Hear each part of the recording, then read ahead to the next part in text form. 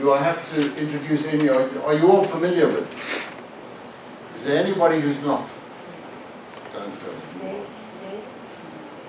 Some of you don't know. So I'll go quickly through it and then we can talk about it, or speak to me afterwards when I've finished talking to you. So I want to talk quickly in just the algebra, the arithmetic of remainders. So if you've got where I start all the time on the point that I always go back to,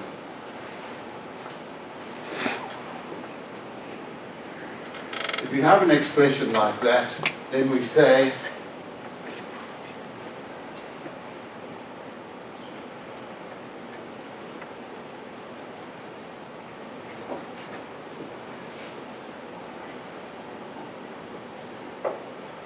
A is congruent to R mod B. Mod is short for modulo, and it means to the measure of B. And basically it means you taking a yardstick of length B on the number line, B, and you're just ignoring the full multiples of B, and you're just looking at the little bit left over. And then we say A and R are, so we just ignoring multiples of B. Basically we say B, follows immediately from this, that B behaves like 0 mod B. So if you like, all you have to think of if you in the arithmetic modulo B is pretend B, we pretend B is 0. If you want to, the more generally, X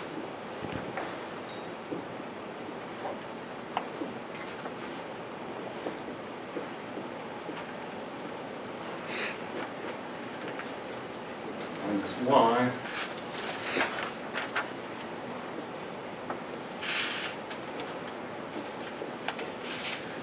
two numbers are congruent mod B if their difference is a multiple of B. That's all we're saying. And you can go through, you can do ordinary arithmetic like that. And that's really all you need to know. So in particular, B minus naught is a multiple of B, and that's why B behaves like naught. But you can really use that as to that in any calculation in modulo arithmetic. Use that idea. If you're working mod B, then B is behaving like 0, or is, to all intents and purposes, equal to 0. Now, how does this compare with ordinary arithmetic in the integers? Some things are nastier, some things are nicer. Can you give me an example of something that could be nasty? My example is going to be mod 10.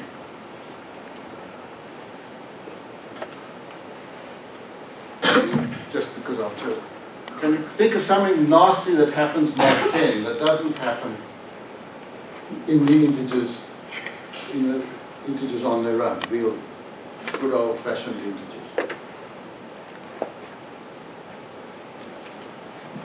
Well, I think it's nasty. Maybe you think it's nice.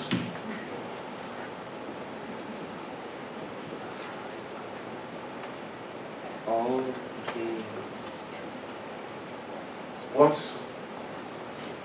What's the answer? 0. 0. So you can have two non-zero things whose product is 0. So that's one of the nasty things that can happen.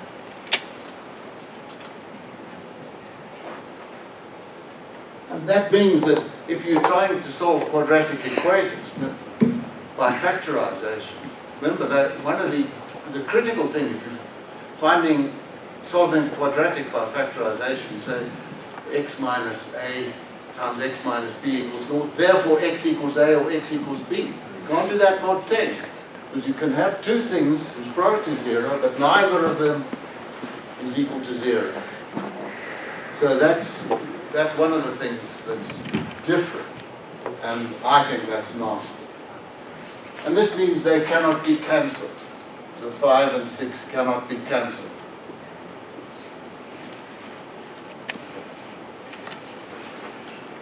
Mod 10.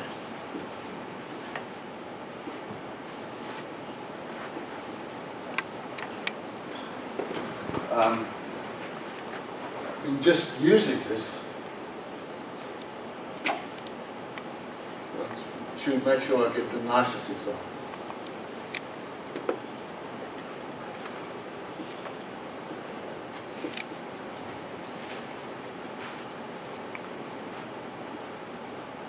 Well, that's a pretty poor example. I think 5 times. Well, it's true though. Here we have two things that 5 times 2 is 10, which is 0. 5 times 8 is 40, which is also 0, mod 10. But we can't cancel the 5 because of this property. So you can't cancel 5, and similarly you can't cancel 6. And so cancellation is not always possible by non-zero elements if you do modular arithmetic. But what is a nice property in modular arithmetic, so that it's working in 7? What is something that's nice? Yeah, addition. Addition. It's easier, but I don't think it's particularly different. It's not what I... Anyway, it's not... We can argue about whether it's nice or not, but it's certainly simpler. But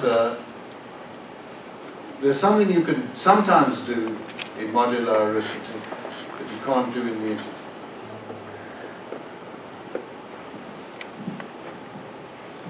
Well, what were we talking about? You can't divide by 2 and stay inside the integers, because the reciprocal of 2 is a half, which is not an integer. But there are some numbers that you can divide by, mod 10.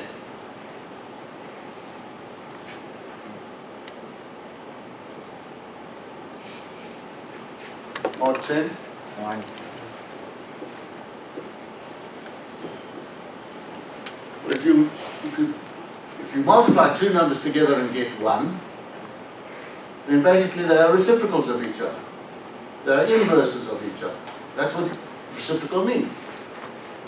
And in this case, so these numbers 3 and 7, which do not have reciprocals in the ordinary integers, do have reciprocals mod 10. And so that's a nice property that certain numbers have mod 10. And I'm going to expand that, but I realize I've omitted something which I'll come back to. But so your integers, or in any arithmetical system, can be split into 3 bits. Those that cannot be cancelled,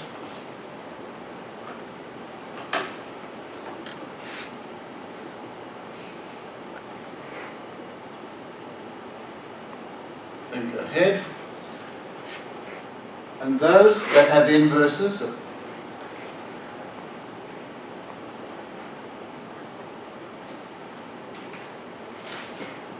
and possibly in between there could be some that can be cancelled,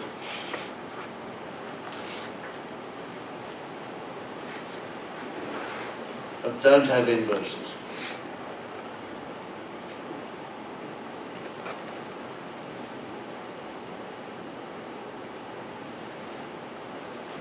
Now in the integers, well, what is a number that's always going to be inverted? In fact, it's its own inverse. 1, thank you. What is a number that you never can cancel?